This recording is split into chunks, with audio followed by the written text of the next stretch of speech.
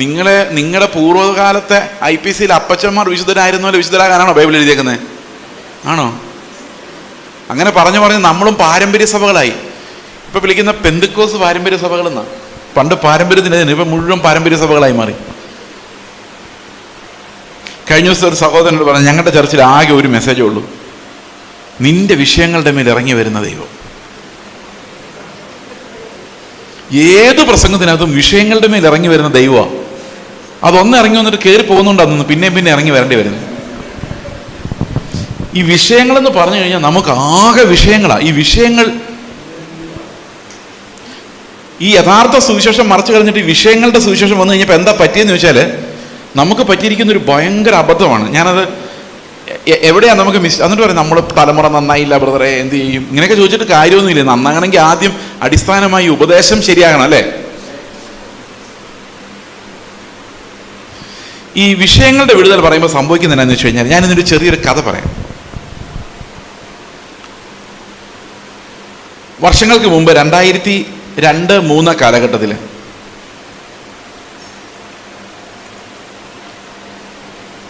ഞാൻ എൻ്റെ ഭാര്യയും കൂടെ ട്രിവാൻഡ്രത്ത് പ്രാർത്ഥനാഗിരി എന്ന് പറയുന്നൊരു സ്ഥലമുണ്ട്.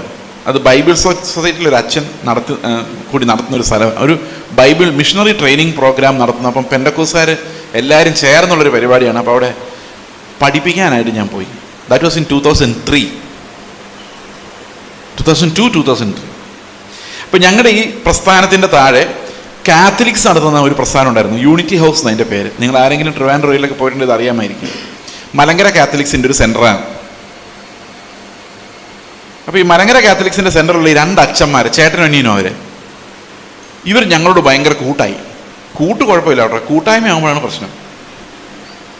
ഒന്നിച്ച് ചായ കുടിക്കുന്നതുകൊണ്ട് കുഴപ്പമില്ല, ഒന്നിച്ച് അപ്പം മുറുക്കുമ്പം പ്രോബ്ലമാണ്. അതാണ് വ്യത്യാസം. അപ്പോൾ ഞങ്ങളിങ്ങനെ വർത്തമാനമൊക്കെ പറഞ്ഞ് ഇവിടുത്തെ തിയോളജിയൊക്കെ പറഞ്ഞു. ഒരു ദിവസം പുള്ളി എന്നെ അവരുടെ സെമിനാരിയിൽ കൊണ്ടുപോയി അവിടുത്തെ ലൈബ്രറി ഒക്കെ കാണിച്ചു തന്നു. ഞാൻ അവരുടെ പുസ്തകങ്ങളെല്ലാം നോക്കി, ഭയങ്കര ബുക്കുകളാണ്. ഈ പോപ്പ് എഴുതിയത്, പല പോപ്പുകൾ എഴുതിയത്, ചാക്രിക ലേഖനങ്ങൾ, ഇതെല്ലാം ഇങ്ങനെ ഇവരെ ഇതൊക്കെയാണ് പഠിക്കുന്നത്. ഇപ്പോൾ ഒരു ദിവസം ഞങ്ങളുടെ വീട്ടിൽ വന്ന്, ഞങ്ങൾ താമസിക്കുന്ന വീട്ടിൽ വന്നിട്ട് ഈ അച്ഛന്മാർ ഭയങ്കര ലെക്ചറാണ് തിയോളജിയെക്കുറിച്ചും, കർത്താവ് പാപങ്ങൾക്ക് വേണ്ടി മരിച്ചെന്നൊക്കെ പറഞ്ഞു. അപ്പം ഞാൻ ഇദ്ദേഹത്തോട് ചോദിച്ചു, നിങ്ങൾ ഇത്രയും ഭയങ്കര തിയോളജി പറയുന്നുണ്ടല്ലോ, പക്ഷെ നിങ്ങളുടെ വിശ്വാസികൾ വേളാങ്കണ്ണിയിൽ പോയി ഉരുണ്ടുമറിയുന്നു, എടത്തുവായിൽ പോയി മൃതങ്ങളെടുക്കുന്നു, സെബാസ്ത്യാനോസിൻ്റെ അമ്പ് ചുമന്നുകൊണ്ട് നടക്കുന്നു. ഇതൊക്കെ ഏത് തിയോളജിയുടെ ഭാഗമാണ്? ഇത് എവിടെയാണ് നിങ്ങളുടെ ചാക്രിക ലേഖനങ്ങളിൽ ഇതൊക്കെ ഉള്ളതെന്ന് ചോദിച്ചപ്പോൾ ആ പുള്ളി എന്നോട് പറഞ്ഞാൽ എന്നറിയോ, ഈ കാത്തലിക് ചർച്ച് പറയുന്ന തിയോളജി മനസ്സിലാകുന്ന 2% ആൾക്കാർക്കാണ്. ബാക്കി 98% ചാക്രിക ലേഖനം എന്ന് പറഞ്ഞാൽ എന്താണെന്നും അറിയത്തില്ല. എൻസൈക്ലിക്, അതവിടെ പോപ്പുമാർ എഴുതി വിടുന്ന ഇതൊന്നും ഇവർക്കൊന്നും അറിയില്ല. ഇവർക്ക് ആകെ അറിയാവുന്നത് കുർബാന കാണണം. പിന്നെ വേറൊരു എക്സിസ്റ്റൻഷ്യൽ നീഡുണ്ട് എല്ലാവർക്കും, രോഗം മാറണം, സാമ്പത്തിക പ്രശ്നങ്ങൾ മാറണം. അപ്പം ഈ കുർബാനയ്ക്കിടയ്ക്ക് ഇതിനകത്ത് സ്ഥലവുമില്ല, സമയമില്ല. അപ്പം അച്ഛന്മാർ വിചാരിച്ചു, ഓക്കെ, ഇതെന്ത് പറഞ്ഞാലും മനസ്സിലാകാത്ത ആൾക്കാരുണ്ടല്ലോ, അവരെവിടെയെങ്കിലും പോയി വേളാങ്കണ്ണിയിലോ എടത്തുവയിലോ ലൂർദിലോ എവിടെയെങ്കിലും പോയി കുറച്ച് ആശ്വാസം കിട്ടുവാണെങ്കിൽ വാങ്ങിച്ചോട്ടെ. എന്തിനാ പ്രാർത്ഥിക്കുന്നത്? വിഷയങ്ങളുള്ളവർക്ക് കുർബാന മാത്രം പോരാ, എന്തും കൂടെ വേണം, കൃപാസന മാതാവും കൂടെ വേണം. കാരണം അവിടെ പോയാൽ ആ പേപ്പർ വയറ്റിൽ വെക്കുമ്പോഴാണ് വയറുവേദന മാറുന്നത്. ഇപ്പം അതും കൂടെ ഉണ്ടെങ്കിൽ ഈ എല്ലാവരെയും പിടിച്ചു നിർത്താൻ പറ്റുള്ളൂ. ഓക്കെ ആണോ? അപ്പം ഞാൻ ആലോചിക്കുമ്പോൾ സംഗതി കൊള്ളാം. കാരണം ആളെ പിടിച്ചു നിർത്തണമെങ്കിൽ നമ്മൾ തിയോളജി പറഞ്ഞിട്ട് കാര്യമില്ല. പിന്നെ എന്തോടെ പറയണം? വിഷയങ്ങളിലോട്ട് എത്തണം. ഞാൻ നോക്കിയപ്പോൾ ഹിന്ദുമതം അങ്ങനെയാണ്. അവിടെ നല്ല പാണ്ഡിത്യമുള്ള ഹിന്ദുക്കൾ ടെമ്പിളുകളിലൊന്നും പോകത്തില്ല. അവർ ധ്യാനവുമായിട്ട് വീട്ടിരിക്കുകയുള്ളൂ. അഹം ബ്രഹ്മാസ്മി. ചിലർ പറയും മാധവ സേവ, മാനവ സേവ, മനുഷ്യരെ സേവിക്കുന്നവരുടെ ദൈവത്തെ സേവിക്കാം. ഇങ്ങനെയൊക്കെ അവരുടെ ടെക്നോളജി പലതാണ്. അതിലേറ്റവും കുറഞ്ഞ രീതിയാണ് ഈ ഭക്തന്മാർ, ഭക്തിമാർഗ. ആദ്യത്തേത് ജ്ഞാനമാർഗ, പിന്നത്തേത് എന്താ പറയുന്നത്, കർമ്മമാർഗ, അതും കഴിഞ്ഞിട്ടാണ് ഭക്തിമാർഗ. ജ്ഞാനമാർഗം എന്ന് പറഞ്ഞാൽ ഞാനും ദൈവവും ഒന്നാണ് പറയുന്നതാണ് ജ്ഞാനമാർഗം. അത് കണ്ടെത്തുന്നതാണ്, ആത്മാവിൽ കണ്ടെത്തണം. 2 കർമ്മമാർഗമാണ്. ഇപ്പം എന്നെ ഒരു തോട്ടിപ്പണിക്കാരനായിട്ടാണ് എന്നെ വിധി ഏൽപ്പിച്ചിരിക്കുന്നെങ്കിൽ ആ കർമ്മം പൂർത്തിയാക്കിയാൽ ഞാൻ എൻ്റെ കാര്യം തീർത്തും ഞാൻ മോക്ഷം പ്രാപിച്ച കർമ്മത്തിലൂടെ. 3ാമത്തെ, അത് രണ്ടും പറ്റാത്ത വെറും പാവങ്ങൾക്കുള്ളതാണ് ഭക്തി മാർഗം. അപ്പൊ വേറൊരുത്തൻ രക്ഷപ്പെട്ടിട്ടുണ്ട്, അവനെ തൂങ്ങി രക്ഷപ്പെടുക എന്നുള്ളതാണ്. അതായത് മനസ്സിലായോ? അതിനാണ് ദേവന്മാരെന്നുള്ള കൺസെപ്റ്റ്. മുസ്ലിങ്ങളുടെ കാര്യം നോക്കിയപ്പോൾ അവിടെ ഉണ്ട് മന്ത്രം ചെയ്യുന്നവരും ജപിച്ചു കൊടുക്കുന്നവരും വയറുവേദന മാറ്റാൻ ഭൂതം ഇറക്കാനൊക്കെ നടക്കുന്ന ആൾക്കാർ മൊല്ലാക്കന്മാർ അതിനകത്തുണ്ട്. അപ്പം ഞാൻ നോക്കിയപ്പോൾ എല്ലാ മതങ്ങളിലും ഇതുണ്ട്. ഇല്ലാത്തത് നമ്മുടെ ഇടയിൽ മാത്രമായിരുന്നു. CSI പള്ളിയിൽ പോയി 1.5 മണിക്കൂർ കുർബാന കണ്ടു. കുർബാനയല്ല, വിശുദ്ധ സംസർഗം കൂടി അപ്പം നുറുക്കി പോകുന്നു. വയറുവേദനയുടെ കാര്യം ആരും മിണ്ടുന്നില്ല. ബാപ്റ്റിസ്റ്റ് ചർച്ചിൽ പോയി യേശുക്രിസ്തുവിന്റെ ക്രൂശിനെ കുറിച്ച് പറഞ്ഞു, രക്ഷയെക്കുറിച്ച് പറഞ്ഞു, അപ്പം നുറുക്കി കഴിച്ചിട്ട് പോകുന്നു. ഈ പിള്ളേരുടെ അഡ്മിഷൻ ശരിയാവോ ഇല്ലോ എന്നുള്ള കാര്യം അവിടുത്തെ ഉപദേശിക്ക് അറിയാൻ മേല. അപ്പൊ 2 വളവപ്പുറത്തുള്ള ഉപദേശി പറഞ്ഞു, ഇങ്ങ് പോരെ, വിഷയങ്ങളുടെ പരിഹാരം ഇവിടെ നടക്കുന്നത്. ഇവിടെ നിന്ന് എല്ലാവരും ചാടി അങ്ങോട്ട് പോയി. പക്ഷെ എന്താ ഇട്ടിട്ട് പോയെന്നറിയോ? എന്താ ഇട്ടിട്ട് പോയത്? ഉപദേശം. നിങ്ങൾ പറയും, അയ്യോ ഞങ്ങൾ പെന്തക്കോസ്തുകാരെ കുത്തല്ലേ. ഞാൻ പെന്തക്കോസ്തുകാരനാ. കുത്തുകൊള്ളേണ്ടത് കുത്തുകൊള്ളണം. കാരണം ഇന്നൊരു ചർച്ചിലോട്ട് ചെന്ന് കഴിഞ്ഞാൽ എത്ര വർഷമായി കാണും ഒരു ചർച്ചിൽ വീണ്ടും ജനിക്കുന്നത് എങ്ങനെ എന്നൊരു ക്ലാസ് എടുത്തിട്ട്.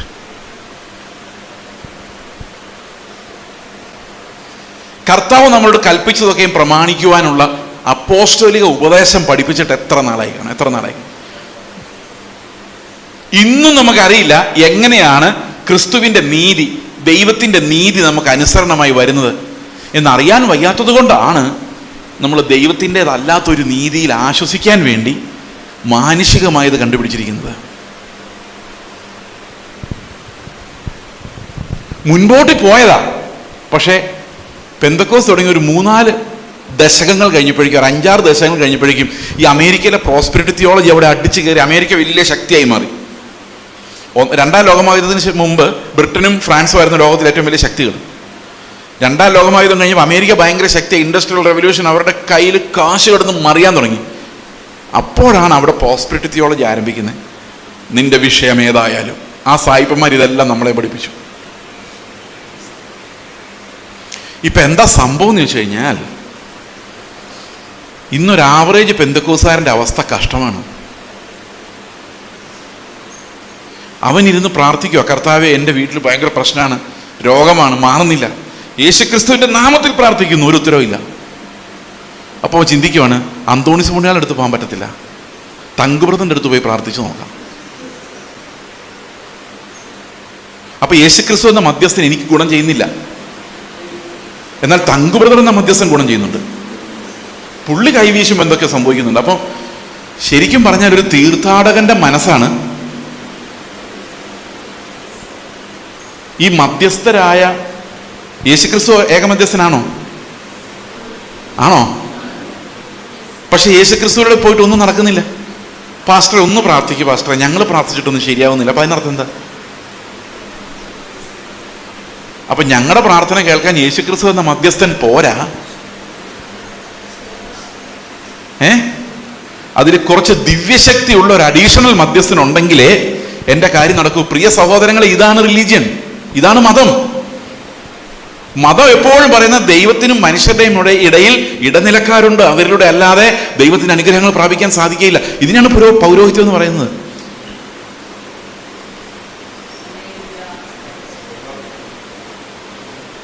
ഇന്ന് കാത്തലിക് ചർച്ച് മരിച്ചുപോയ ആൾക്കാരെ വിശുദ്ധന്മാരായി കണ്ട് അവർ ഒന്നും മരിച്ചു പോയി, പാപം ചെയ്യാൻ ഇനി ബാക്കിയില്ല, പോയി.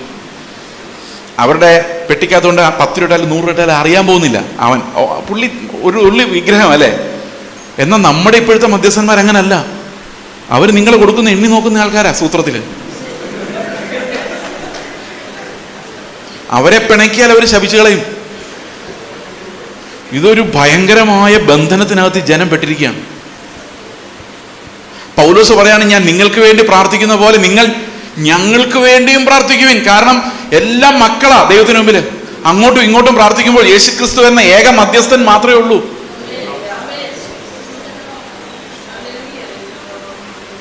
കഴിഞ്ഞ ദിവസം ഒരു പാസ്റ്റർ പറഞ്ഞു കേട്ടു, നിങ്ങൾക്ക് വേണ്ടി രാത്രിയെല്ലാം പോരാടി പ്രാർത്ഥിക്കുന്നത് ഭയങ്കര എക്സ്പെൻസ് ആണ്, അതുകൊണ്ട് നിങ്ങൾ അതിന് കാശ് തരണം.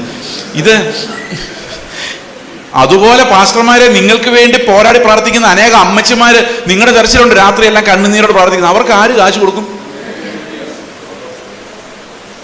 This is a religion that we create and it is an abomination to God.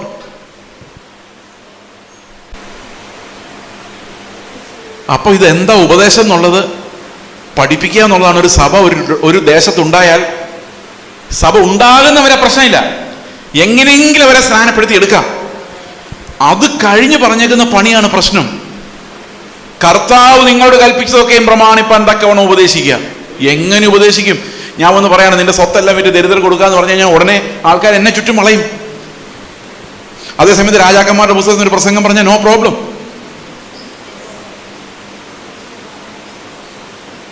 രണ്ടുള്ളവനൊന്നും ഇല്ലാത്തവന് കൊടുക്കട്ടെ എന്ന് പറഞ്ഞു കഴിഞ്ഞാൽ ആൾക്കാർ എൻ്റെ ചുറ്റും കൂടും. എൻ്റെ കയ്യിൽ എല്ലാ രണ്ടെണ്ണം കാണും. പ്രശ്നമാണ്. അതുകൊണ്ട് പഴയ നിയമമാണ് നമുക്ക് പ്രസംഗിക്കാൻ ബെറ്റർ. ആരും ഒരു ചോദ്യം ചോദിക്കത്തില്ല.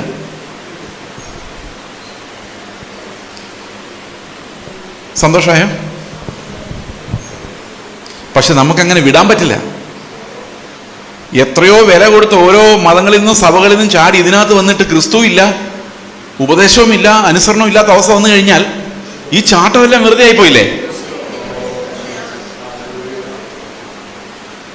അപ്പോൾ എന്താണ് ഇതിനൊരു പരിഹാരം?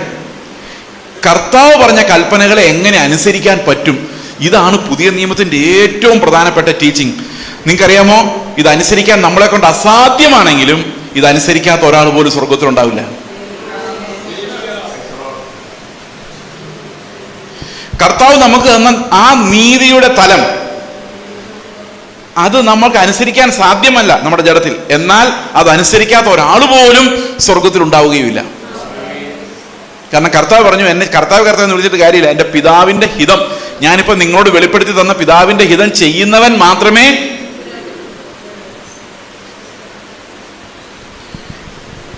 ഇത് ഞാൻ നിങ്ങളോട് പറയുമ്പോൾ നിങ്ങൾ വിചാരിക്കും ഇത് പുതിയതാ, ഇത് ഞങ്ങൾ ഇതുവരെ കേട്ടിട്ടില്ല. നമ്മളെല്ലാം സാധാരണ പാടുന്ന ഒരു പാട്ട് പാടട്ടെ. ഞാൻ പാട്ട് പറയാറേ ഉള്ളൂ, പാടാറില്ല. എന്നാലും പറഞ്ഞു നോക്കാം. മനസ്സോടെ ശാപ മരത്തിൽ തൂങ്ങിയ മനുവേല ദൈവജാത നിനക്ക് വേദന വരുത്തി വച്ചതി നീചൻ ഞാനല്ലോ. ഈ പാട്ട് നിങ്ങളൊക്കെ പാടാറുണ്ടായിരിക്കും, കർത്തൃമേശയുടെ സമയത്തൊക്കെ പാടാറുണ്ട്. ഇത് എഴുതി തരാന്നറിയോ? 1918 മരിച്ചുപോയ തിരുവനന്തപുരം ജില്ലയിൽ വില്ലേജുകളിലൂടെ നടന്ന് പ്രസംഗിച്ചുകൊണ്ടിരുന്ന ഒരു CSI അച്ഛനല്ല, CSI ഉപദേശി എഴുതിയ പാട്ടാണ്. 1918 അദ്ദേഹം മരിച്ചുപോയി. അപ്പോൾ ഇത് എഴുതിയത് ഏതായാലും അതിനൊരു 10-20 വർഷം മുമ്പായിരിക്കും എന്ന് വിചാരിക്കാം. അടുത്ത സ്റ്റാൻസ് എന്താണെന്നറിയോ? ഇപ്പം ഞാൻ പറഞ്ഞ കാര്യം. പരമനീതിയിൻ ദുരിതത്താൽ എന്നെ അറിയാൻ നിന്നൊരു നേരം. പരമനീതിയിൻ ദുരിതത്താൽ എന്നെ അറിയാൻ നിന്നെന്ന് പറഞ്ഞ എന്താ അർത്ഥം? നമ്മൾ പാടുന്നവരല്ലേ, ഒന്ന് പറഞ്ഞ അർത്ഥം എന്നാണ്? പരമനീതിയിൻ ദുരിതത്താൽ എന്നെ അറിയാൻ നിന്നൊരു നേരം എന്ന് പറഞ്ഞ എന്താ? നമ്മൾ ഇത്രയും നാൾ ഈ പരമനീതി ക്രിസ്തു വെളിപ്പെടുത്തുന്ന വരെ നമ്മൾ വിചാരിച്ചുകൊണ്ടിരുന്ന ഷേവ് ചെയ്തും വെള്ളവസ്ത്രം ഇട്ടും അഡ്ജസ്റ്റ് ചെയ്യാന്നാണ്. പക്ഷെ ഈ പരമനീതി വെളിപ്പെട്ടപ്പോഴാണ് മനസ്സിലായത് എന്നെ അരിഞ്ഞ് നരകത്തിലിടാനല്ലാതെ ഒരു വായിക്കും എന്നെ കൊള്ളില്ല എന്നുള്ള കാര്യം. പരമനീതി എന്നെ ദുരിതത്തിലാക്കി, അരിഞ്ഞ് നരകത്തിലിടാൻ ആ നീതി റെഡിയായി നിൽക്കുകയായിരുന്നു. കാരണം ഞാൻ ക്രിസ്തുവിനെ പോലെ അല്ലാത്തിടത്തോളം കാലം പാപിയാണ്.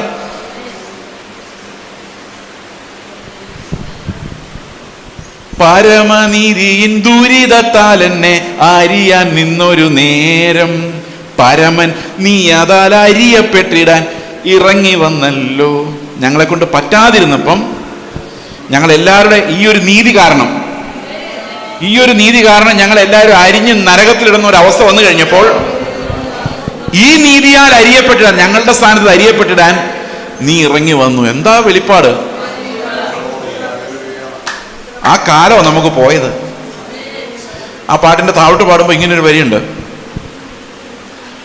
ദൈവകോപത്തിൻ ദർശനം വിട്ട് പാപി ഞാൻ ഒളിച്ചിടാൻ സർവലോകനായക നിൻ വിലാവു വിണ്ടല്ലോ. നിന്റെ നെഞ്ചു പിളർന്ന് അരിയപ്പെടേണ്ടിയിരുന്ന എന്നെ നീ ഒളിപ്പിച്ചു. ദൈവകോപം ലോകത്തിൽ മുഴുവൻ ഈ പാപത്തിന് മേലെ ഇറങ്ങി വരുമ്പോൾ അതിൻ്റെ പിടിയിൽ അകപ്പെടാതെ നിന്റെ നെഞ്ച് പിളർന്ന് ഞങ്ങളെ നീ രക്ഷിച്ചു. വെളിപ്പാട് പാട്ടെഴുതുന്ന അതിന് അവസാനത്തെ സ്റ്റാൻസ് എങ്ങനെയാണ്? അരിഷ്ട പാപി ഞാൻ, നിൻ തിരുപുണ്യങ്ങളിൽ ശരണം വെച്ചു വന്നയ്യോ. എനിക്ക് നീയാണ് നീതി, അതിനപ്പുറത്തൊരു നീതി ഇല്ല. നീയാണ് എൻ്റെ വിശുദ്ധീകരണം, അതിന് താഴെ ഒരു വിശുദ്ധീകരണം ഇല്ല. എൻ്റെ ആശ്രയം എന്ന് പറയുന്നത് നിന്റെ പുണ്യങ്ങളിലാണ്. എൻ്റെ ആശ്രയം എൻ്റെ പ്രവൃത്തിയിലല്ല. അരിഷ്ട പാപി നിൻ തിരുപുണ്യങ്ങളിൽ ശരണം വെച്ചു വന്നയ്യോ. തിരുപ്രതിമയാക്കടിമയെ കൃപ ഏറും കർത്താവേ. കർത്താവേ, നിന്റെ പുണ്യങ്ങളിൽ ശരണം വെച്ച് വരുന്ന എന്നെ നിന്നെ പോലെ ആക്കി നീ മാറ്റണമേ. ഇങ്ങനൊരു പാട്ട് എഴുതാൻ ഇന്ന് പറ്റുമോ? ഇതെന്താന്ന് പോലും മനസ്സിലായിട്ടില്ല. ഇത് എല്ലാ ദിവസവും പാടുന്നുണ്ട്. ഇതിനകത്ത് ഇത്രയും ഭയങ്കര തിയോളജി ഉണ്ട്. ഞാൻ കഴിഞ്ഞ ദിവസം ഞാനിത് ഒരു 5-6 മാസം മുമ്പാണ് ഈ പാട്ട് ഇങ്ങനെ ശ്രദ്ധിക്കുന്നത്. ഞാൻ 2016 മുതൽ പ്രസംഗിക്കുന്ന മുഴുവൻ പ്രസംഗങ്ങളും ഈ പാട്ടിനകത്തുണ്ട്. അതായിരുന്നു ആ കാലഘട്ടം. ഇപ്പൊ എന്താ സംഭവിച്ചതെന്ന് വെച്ച് കഴിഞ്ഞാൽ എല്ലാവരും വിടുതൽ എന്നുള്ള വിഷയം വരുന്നുണ്ട്. ഈ പാപത്തിൽ നിന്നുള്ള വിടുതലും കർത്താവിനോടുള്ള അനുസരണവും ശിഷ്യത്വവും പരിശീലിപ്പിക്കുന്ന ഒരു സ്ഥലമല്ല ഇന്ന് സഭകൾ. ഇന്ന് മുതലാളിമാരെ ഒന്നും കൂടെ ആശ്വസിപ്പിക്കുകയും പാവപ്പെട്ടവർ അതുപോലെ മുതലാളിമാരാക്കാൻ ശ്രമിക്കുകയും ചെയ്ത് പ്രാർത്ഥിച്ചുകൊണ്ടിരിക്കുന്ന സംഘമാണ്.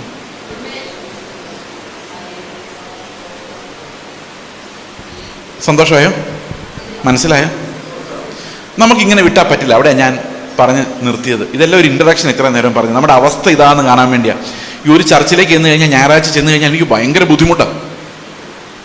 2 പാട്ട് പാടുന്നു, വർഷിപ്പ് ചെയ്യുന്നു. ഈ വർഷിപ്പ് ചെയ്യുമ്പോൾ ആദ്യമൊക്കെ ആത്മാവിനാലായിരുന്നു, ഇപ്പം ഡ്രമ്മിനാലാണ്. ഒരു എക്സാമ്പിൾ ഞാൻ പറയാം. നിങ്ങൾ നല്ല വർഷിപ്പ് ചെയ്യുന്നു. ഇന്നിപ്പോൾ ഇത്തിരി ഒരു പാട്ട് പാടിയല്ലോ, ദൈവമേ നിൻ, അങ്ങനെ തുടങ്ങുന്നത്. മനോഹരം യാഹേ നിന്റെ ആലയം, എന്തൊരാനന്ദം തവ പ്രകാരങ്ങളിൽ. ഈ പാട്ട് ബീറ്റില്ലാതെ, ഡ്രമ്മില്ലാതെ, മ്യൂസിക് ഇല്ലാതെ പാടി ആത്മാവിലാവുക. മനസ്സോടെ ശാപമരത്തിൽ തൂങ്ങിയ മനുവേല ദൈവജാത പാടി ആത്മാവിലാവുമോ? ആവുമായിരുന്നു ഒരു കാലത്ത്. പക്ഷെ ഇന്ന് ആവാൻ പറ്റത്തില്ല. ഇന്ന് ആവണമെങ്കിൽ അതിൻ്റെ ഹാർമോണിയം പോരാ, പിയാനോയും പോരാ, അതിൻ്റെ പുറകിലുള്ള ബീറ്റ് വേണം. അതിനകത്തോട്ട് കയറണം, അല്ലെങ്കിൽ നത്തിങ് വിൽ ഹാപ്പൻ.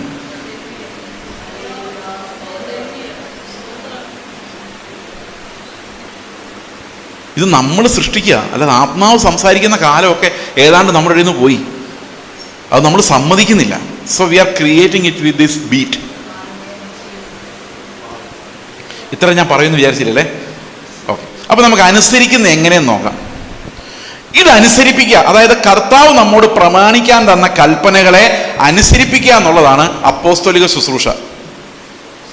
അതിനു വേണ്ടിയാണ് റോമാലേഖനം മുതൽ യൂദായുടെ ലേഖനം വരെയുള്ള ലേഖനങ്ങൾ എഴുതിയിരിക്കുന്ന ഒരൊറ്റ ഉദ്ദേശത്തോടു കൂടിയാണ് ഈ യേശു നമ്മോട് പ്രമാണിക്കാൻ വേണ്ടി ഉപദേശിച്ച കാര്യങ്ങളെ അനുസരിപ്പിക്കുന്നവരാക്കി നമ്മളെ മാറ്റുക. അതിനുവേണ്ടിയാണ് ലേഖനങ്ങൾ എഴുതിയേക്കുന്നത്. ലേഖനങ്ങൾ നമ്മൾ തുറന്നു നോക്കാത്തതുകൊണ്ട് അറിയത്തില്ലെന്ന് മാത്രമേ ഉള്ളൂ.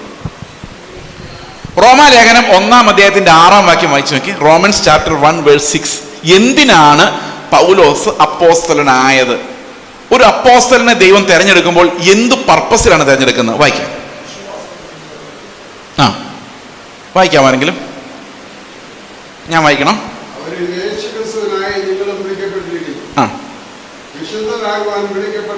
അല്ല, റോമർ 1:5-6.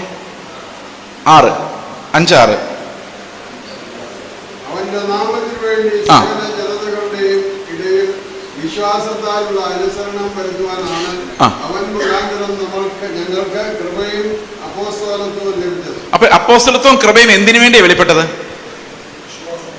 സകല ജാതികളിലും വിശ്വാസത്തിന് അനുസരണം വരുത്തേണ്ടത്.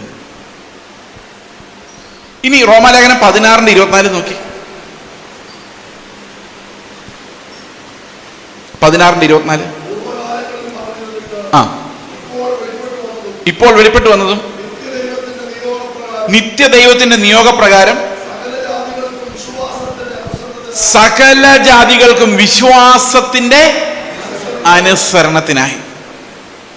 അപ്പൊ റോമാലേഖനം മുഴുവൻ എഴുതിയിരിക്കുന്നത് എന്തിനു വേണ്ടിയാ?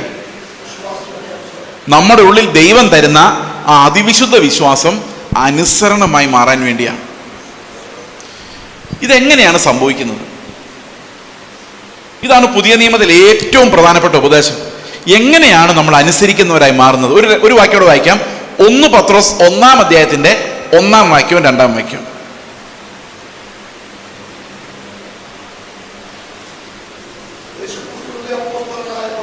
ആ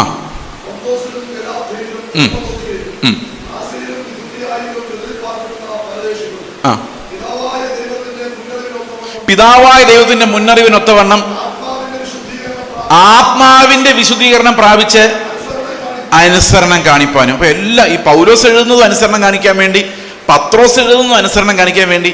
അപ്പൊ ദൈവം നമ്മെക്കുറിച്ച് ആഗ്രഹിക്കുന്ന ഏറ്റവും പ്രധാനപ്പെട്ട കാര്യം ഉന്നതമായ ദൈവനീതിയോട് അനുസരണമുള്ളവരായി മാറുക എന്നുള്ളതാണ്. ഇതെങ്ങനെ സാധിക്കും? വേദപുസ്തകത്തിൽ പറയുന്നത് ഈ അപ്പോസ്തലന്മാരെ മാത്രമല്ല അതിനു വേണ്ടി നിയോഗിച്ചിരിക്കുന്നത്, എല്ലാ കൃപാവരങ്ങളും അതിനു വേണ്ടിയുള്ളതാണ്. എഫേസ്യ ലേഖനം 4-ാം അധ്യായത്തിന്റെ 11 മുതൽ വായിച്ച്. അവൻ ചിലരെ അപ്പോസ്തലന്മാരായും ചിലരെ പ്രവാചകന്മാരായും ചിലരെ സുവിശേഷകന്മാരായും ചിലരെ ഇടയന്മാരായും ഉപദേഷ്ടാക്കന്മാരായി നിയമിച്ചിരിക്കുന്നു. ഇത് എങ്ങനെ നിയമിച്ചിരിക്കുന്ന അറിയോ? ബൈബിൾ കോളേജ് 3 വർഷം പഠിച്ചിട്ടല്ല അവരങ്ങനെ ആയത്. അത് ദൈവത്തിന്റെ നിയോഗമാണ്, അതായത് കൃപാവരങ്ങളാണ്. ഓക്കെ, ഈ കൃപാവരങ്ങൾ ഒന്നും ഇന്ന് കാണാനില്ല. ആകെ കാണാനുള്ളത് ഒരു പാസ്റ്ററെ മാത്രമാണ്. ഇടയൻ, ഉപദേഷ്ടാവ് എവിടെ? എന്നെ നോക്ക്, ഞാനൊരു പാസ്റ്ററല്ല, ഞാനൊരു ഉപദേശിയാണ്.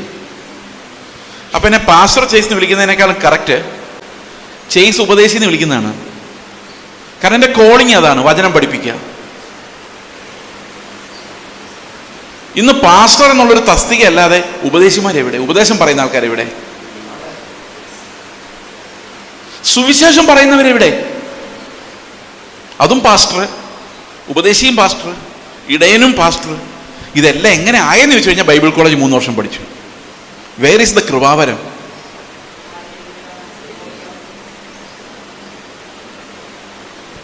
നിങ്ങൾക്കറിയാമോ എന്തുകൊണ്ടാണ് ഇപ്പോൾ രോഗശാന്തിയും ഭൂതങ്ങൾ ഓടിക്കൽ പരിപാടികളൊക്കെ കുറഞ്ഞത്? എങ്ങനെയാന്ന്?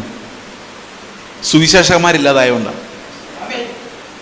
ഈ സുവിശേഷകന്മാരുടെ അധികാരമായി. ഭൂതം സഭയ്ക്ക് അകത്താണോ വെളിയിലാണോ? മിക്കവാറും ഇപ്പൊ അകത്താണെന്ന് നിങ്ങൾ പറയായിരിക്കും. പക്ഷേ they are suppose to be outside. ഭൂതങ്ങൾ സഭയ്ക്കകത്തല്ല വേണ്ടത്, വെളിയില. ഈ വെളിയിൽ പോയി സുവിശേഷം പറയുമ്പോഴേ ഭൂതം ഇളകുന്നത്. അല്ലാതെ സഭയിലിരുന്ന് ആരാധിക്കുമ്പോൾ ഇളകുന്ന ഭൂതം അല്ലാതെ ഈ ഡ്രം അടിച്ച ഋതത്തിനകത്ത് ചില ആൾക്കാർക്ക് ഭയങ്കര നിർവൃതി, എക്സസീവ് ഉന്മാദമൊക്കെ ഉണ്ടാവും, ചില ആൾക്കാരുടെ കിളി പോകും. അങ്ങനെ ഇത് വെളിയിൽ പോയി നമ്മൾ സുവിശേഷം പറയുമ്പോൾ ഒറിജിനൽ ഭൂതങ്ങൾ വരുന്നത്.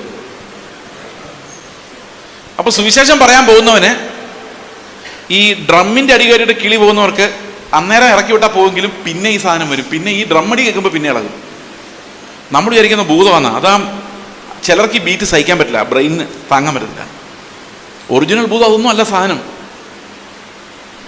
ഇത് സുവിശേഷം പറയാൻ റോഡിലോട്ട് ഇറങ്ങുമ്പോഴാണ് കാണുന്നത് അവരെയൊക്കെ. അപ്പൊ ഈ സുവിശേഷം പറയാൻ പോകുന്നവനാണ് അതിനെ കാസ്റ്റ് ചെയ്യാനുള്ള അധികാരമുള്ളത്, കാസ്റ്റ് ഔട്ട് ചെയ്യാനുള്ള അധികാരമുള്ളത്. രാജ്യത്തിന്റെ സുവിശേഷം അറിയിക്കാനും രോഗികളെ സൗഖ്യമാക്കാനും ഭൂതങ്ങളെ പുറത്താക്കാനും ഞാൻ നിങ്ങൾക്ക് അധികാരം തരുന്നു. ആ ഒരു ആ സുവി ഇല്ലേ, സുവി പാ അല്ല, അതിനു മുമ്പുള്ള സാധനം സുവി എന്ന് പറഞ്ഞാൽ ഇന്ന് ആരാന്നറിയോ? പാസ്റ്റർ ഓർഡിനേഷൻ കിട്ടുന്നതിന് മുമ്പുള്ള ആൾക്കാരാണ് സുവിശേഷകൻ. എന്തൊരു കഷ്ടമല്ലേ ഇത്! ഒരു കൃപാവരത്തെ അങ്ങനെ അങ്ങ് കളഞ്ഞു. ഈ രോഗശാന്തി, ക്യാൻസർ വന്നാൽ മാറേണ്ടത് വിശ്വാസിയുടെ ആണോ അവിശ്വാസിയുടെ ആണോ?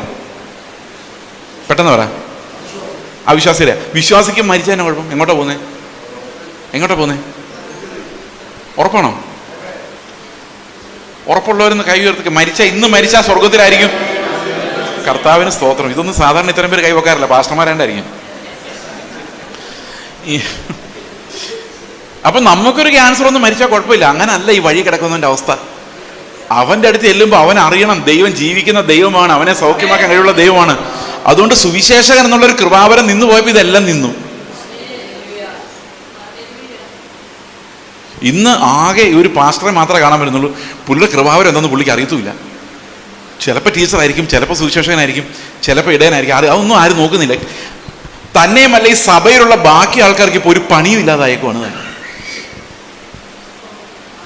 പണ്ടൊക്കെ യാക്കോബ് പള്ളി ചെന്ന് കഴിഞ്ഞാൽ അവിടുത്തെ പോയി നിൽക്കുന്നവർക്ക് ഒരു പണിയില്ല. പണ്ട് കാനോശം പറഞ്ഞ പോലെ വന്നോണം നിന്നോണം കണ്ടോണം പൊക്കോണം. ഇന്ന് പെന്തക്കോസ്തുകളിൽ എങ്ങനെ ആയിട്ടുണ്ട്, വന്നോണം ഇരുന്നോണം ഇട്ടോണം പൊക്കോണം എന്നും വേണ്ടെന്ന്. ഇത്രയേ ഉള്ളൂ. അതിൻ്റെ കാര്യം എന്താണെന്ന് വെച്ച് കഴിഞ്ഞാൽ ഒരാളെ പ്രബോധനം പറയില്ല. പ്രബോധനം പറയാൻ ആരുമില്ല. ഒരാൾ പ്രബോധനം പറഞ്ഞ് എഴുന്നേറ്റ് അവിടെ അടിയായിരിക്കും. സാക്ഷ്യം പറയാൻ ആരുമില്ല. സാക്ഷ്യം പറയാൻ ഞാൻ കേട്ടിട്ടുണ്ട്. എങ്ങനെയാണെന്നറിയോ, നിങ്ങളുടെ സഭയിൽ എങ്ങനെയാണെന്ന് അറിയില്ല, പരിശോധിച്ച് നോക്കിയോ. കഴിഞ്ഞ ആഴ്ച കർത്താവ് എല്ലാവരും നല്ലവനായിരുന്നു, കഴിഞ്ഞ ആഴ്ച എൻ്റെ മക്കൾ അമേരിക്കയിൽ നിന്ന് വന്നു, യാത്രയെല്ലാം ദൈവം കൂടെ ഇരുന്നു, തിരിച്ച് ആദ്യത്തെ മാസം പോകും, നിങ്ങളെല്ലാവരും പ്രാർത്ഥിക്കണം. ഇത് ഒരു മിനിറ്റ്, ഒരു സെക്കൻഡ് കൊണ്ട് പറഞ്ഞു തീർക്കും അല്ലേ. ഈ ആഴ്ച എൻ്റെ പിള്ളേരുടെ എക്സാമിനേഷനാണ്, എക്സാമിനേഷൻ നല്ല മാർക്ക് ഇടാൻ വേണ്ടി പ്രാർത്ഥിക്കണം, ഭയങ്കര സ്പീഡ്. ഇതൊക്കെ കാണാപ്പാടോ ഫുൾ. ഇത്രയൊക്കെ ഉള്ളൂ. ഇനി പ്രബോധനം എന്ന് പറഞ്ഞൊരു സാധനം ഇല്ല. പണ്ടൊക്കെ നമുക്ക് പാട്ടെങ്കിലും പാടാമായിരുന്നു. ഇന്ന് പാട്ട് പാടുന്ന പ്രൊഫഷണൽസാണ്. അവർ പാടുന്നവർ നമുക്ക് പാടാൻ പറ്റില്ല. ഈ മൈക്കിൻ്റെ ശബ്ദം കാരണം എന്തതിശയമേ, ഞാൻ പാടി എനിക്ക് തന്നെ കേൾക്കാൻ മേല, എനിക്ക് തന്നെ കേൾക്കത്തില്ല. അപ്പം ഞാൻ മിണ്ടാതിരിക്കുന്നതാണ് നല്ലത്. അവർക്കും ഇഷ്ടം അതാ. കാരണം അവരുടെ രാഗവും താളവും സംഗതി എല്ലാം തെറ്റും.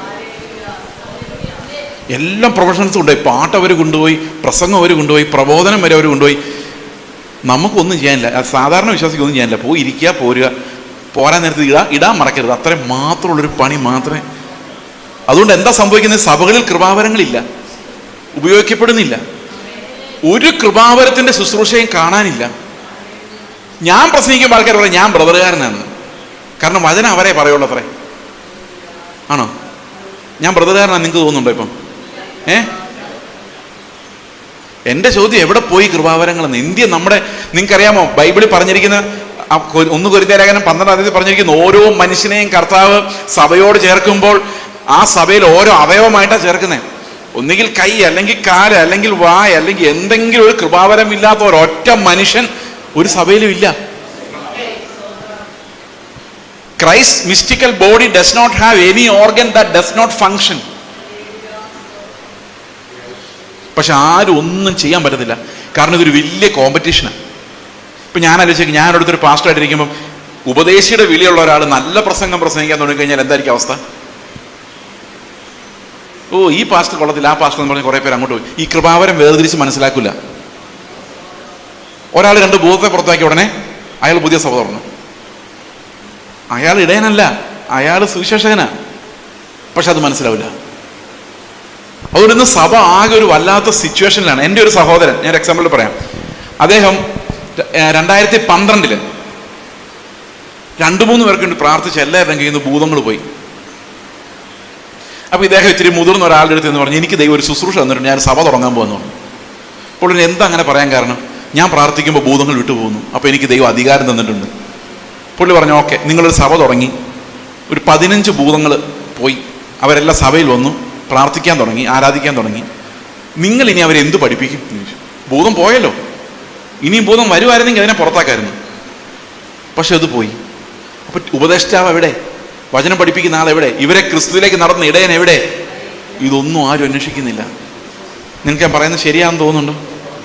പ്രിയ സഹോദരങ്ങളെ, നമ്മൾ പ്രാർത്ഥിക്കണം. നമ്മുടെ സഭയിൽ ഈ കൃപാവരങ്ങളെല്ലാം വരികയും അത് ബിസിനസ്സായി മാറാതെ ക്രിസ്തുവിനെ വെളിപ്പെടുത്തുന്നത് പോലെ ആയാൽ ദൈവം ഇന്നും ആ കൃപാവരങ്ങളെ അയക്കും. പക്ഷെ അത് ക്രിസ്തുവിനെ ഉയർത്താനാകണം. പ്രവാചകന്മാരെന്താ പറയുന്നത്? എന്നോട് 2-3 പ്രവാചകന്മാര് പ്രവചനം പറഞ്ഞിട്ടുണ്ട്. പിന്നെ അവരെന്നോട് പറയാൻ വന്നിട്ടില്ല. ഒരാൾ എന്നോട് പറഞ്ഞു, നിങ്ങളുടെ ശുശ്രൂഷയുടെ തലം മാറാൻ പോവാണ്. ഞാൻ എങ്ങോട്ട്? 200 പേരോട് സംസാരിക്കും, നിങ്ങൾ 2000 പേരോട് സംസാരിക്കുന്ന തലത്തിലേക്ക് നിങ്ങളുടെ ശുശ്രൂഷ മാറാൻ പോവാ. ഞാൻ പറഞ്ഞു, എനിക്ക് ഒരാൾക്ക് വേണ്ടി അന്വേഷിച്ച് നടക്കുന്ന യേശുവിന്റെ മനസ്സ് വേണം. കിട്ടുവോ? ഒരാൾ വേദനയിലാണെന്ന് അറിയുമ്പം കിലോമീറ്റർ വണ്ടി ഓടിച്ച് അയാളുടെ അടുത്ത് ചെല്ലാനുള്ള ഒരു ഇടയന്റെ ഹൃദയം, കർത്താവിന്റെ ഹൃദയം, ഫിലിപ്പോസിന്റെ ഹൃദയം, സുവിശേഷകന്റെ ഹൃദയം. അപ്പൊ ഇവര് പറയുന്ന അതൊക്കെ പാപമാ, ശാപമാ. ഈ 2000 പേരോട് സംസാരിക്കുന്നതാണ് സക്സസ്. ഇത് ഞാൻ അദ്ദേഹത്തോട് എക്സ്പ്ലെയിൻ ചെയ്തപ്പോൾ അദ്ദേഹത്തിനോട് പറയാം, ഞാൻ പ്രവചിക്കുന്നൊക്കെ കറക്റ്റായിട്ട് വരുന്നുണ്ട്, പക്ഷെ ഇത് ഏത് ആത്മാവാന്ന് എനിക്കിപ്പോൾ സംശയം തോന്നുന്നു. ദൈവത്തിന്റെ കൃപയാൽ പുള്ളി പ്രവചനം നിർത്തിയപ്പോൾ കർത്താവ് നല്ല ജോലി കൊടുത്തു, സുന്ദരമായിട്ട് ജീവിക്കുന്നു. എത്ര പേരെ മോഹിപ്പിച്ച് നരകത്തിൽ വിടേണ്ട ആളാണെന്നറിയോ? എത്ര പേരെ രക്ഷപ്പെട്ടത് ഒരാൾ മാറുമ്പോഴേക്കും. ഇവിടെ ഇത്രയും കൃപാവരങ്ങളുടെ കാര്യം പറഞ്ഞിട്ട് അതിന് താഴോട്ട് പറയാണ് എന്തിനു വേണ്ടിയാണ്. 11-ാം വാക്യം നമ്മൾ വായിച്ചില്ലേ? അവൻ ചില അപ്പോസ്തലന്മാരെ ഉപദേഷ്ടാക്കന്മാരായും നിയമിച്ചു. അടുത്ത വാക്യം, അത് നാം ദൈവപുത്രനെ കുറിച്ചുള്ള പരിജ്ഞാനത്തിലും. വായിക്കാമോ? ഞാൻ വായിക്കാം.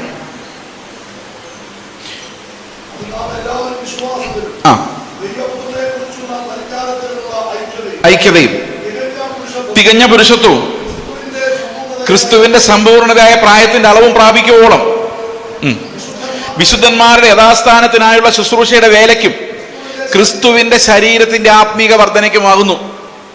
അങ്ങനെ നാം ഇനി മനുഷ്യരുടെ ചതിയാലും ഉപായത്താലും തെറ്റിച്ച് കളയും തന്ത്രങ്ങളിൽ കുടുങ്ങിപ്പോകുവാൻ തക്കവണ്ണം ഉപദേശത്തിന്റെ ഓരോ കാറ്റിനാൽ അലഞ്ഞൊഴുകുന്ന ശിശുക്കളാകാതെ സ്നേഹത്തിൽ സത്യം സംസാരിച്ചുകൊണ്ട് ക്രിസ്തു എന്ന തലയോളം സകലത്തിലും വളരുവാനിടയാകും. അപ്പൊ എന്തിനാ ശുശ്രൂഷകൾ സഭയ്ക്കകത്ത് വരുന്നത്? ക്രിസ്തു എന്ന തലയോളം ഓരോരുത്തരെയും വളർത്തുവാനും ഓരോരുത്തരെയും വിശ്വാസത്തിൽ ഉറപ്പിക്കുവാനും അവർ ക്രിസ്തുവിന്റെ പരിജ്ഞാനമുള്ളവരായി മാറാനും വേണ്ടിയാണ് സഭ. അപ്പൊ ശുശ്രൂഷകളെല്ലാം ദൈവം തന്നിരിക്കുന്നത് എന്തിനു വേണ്ടിയാണ്? ഇവരെ അമേരിക്ക വിടാൻ വേണ്ടിയല്ല, അവരെ ക്രിസ്തുവിനെ പോലെ ആക്കാൻ വേണ്ടിയാണ്. അമേരിക്ക പോകണ്ടവനൊക്കെ പൊക്കോളും, അത് നമ്മുടെ പണിയല്ല. കഴിഞ്ഞ ദിവസം ചെങ്ങന്നൂരിൽ ഒരു ചർച്ച, ഞാൻ ചർച്ച് ഓഫ് ഗോഡ് എന്ന് വിചാരിച്ചോണ്ടോ പോയത്, ന്യൂ ജനറേഷൻ ആയിരുന്നു. അവർക്ക് എന്നെ അറിയാൻ മേലായിരുന്നു, എനിക്ക് അവരെ അറിയാൻ മേലായിരുന്നുകൊണ്ടാണ് ഞായറാഴ്ച വിളിച്ചത്, അല്ലെ വിളിക്കത്തില്ല.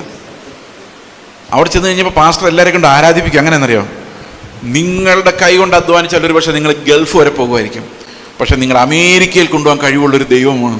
എന്താ വർഷിപ്പായിരുന്നറിയോ? അവിടെ പൊട്ടിത്തെറിച്ചു ആൾക്കാർ, ഭയങ്കര ശബ്ദം. പുള്ളി അമേരിക്കയുള്ള ഒരാളെ കല്യാണം കഴിച്ച് അമേരിക്ക പോയാളാ. നാച്ചുറലി പുള്ളിക്കത് പറയാം. അപ്പൊ കർത്താവായ യേശുമശിഹ എന്തിനാ ക്രൂശിൽ മരിച്ചത്? ഇന്ത്യയിലുള്ളവരെല്ലാവരും അമേരിക്കയിൽ കൊണ്ടുപോകാൻ. പ്രത്യേകിച്ച് മലയാളി സുറിയാനി ക്രിസ്ത്യാനികളുടെ പിള്ളേരെ എല്ലാം അമേരിക്കയിൽ എത്തിക്കാൻ വേണ്ടി കർത്താവ് എന്ത് ചെയ്തു? എന്ത് ചെയ്യും? എന്നോട് തൃശ്ശൂരിൽ വെച്ച ഒരു ആൻറ്റി എന്നോട് ചോദിച്ചു, 3.5 മണിക്കൂർ പ്രസംഗമായിരുന്നു. അത് കഴിഞ്ഞപ്പോൾ ആൻറ്റി എൻ്റെ അടുത്തുണ്ടോ പ്രസംഗമൊക്കെ വളരെ ഇഷ്ടപ്പെട്ടു. ഞാൻ പറഞ്ഞു കൊള്ളാം, ഓക്കെ. എനിക്കറിയാം ഇഷ്ടപ്പെട്ടു എന്ന് പറഞ്ഞു കഴിഞ്ഞാൽ ഇവർക്ക് എന്നെ മനസ്സിലായില്ല എന്ന് എൻ്റെ അർത്ഥം.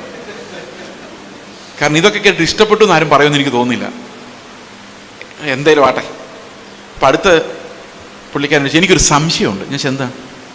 എൻ്റെ മകൻ അമേരിക്കയിലോട്ടും കാനഡയിലോട്ടുമുള്ള സ്കോളർഷിപ്പ് ശരിയായിട്ടുണ്ട്, എവിടെ പോകുന്ന ദൈവഹിതം എന്നൊന്ന് പ്രാർത്ഥിച്ച് പറയാം. ഞാൻ പറഞ്ഞു, മുകളിലോട്ട് പോകുന്നതാണ് ദൈവഹിതം.